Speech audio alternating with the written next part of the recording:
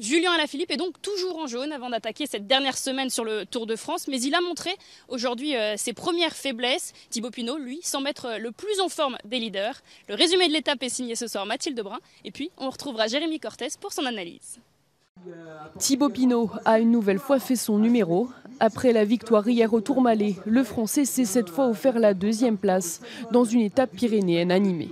Avec 3 cols de première catégorie et une arrivée au sommet, de nouvelles explications étaient à prévoir.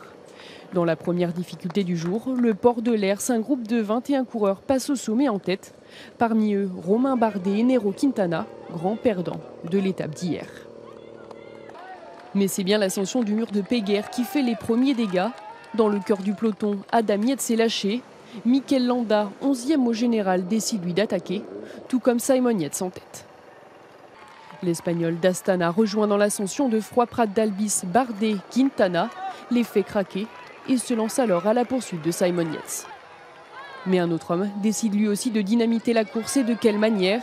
Thibaut Pinot, vainqueur hier au Tourmalet, place son accélération. Geraint Thomas et Steven Kruijswijk ne peuvent suivre.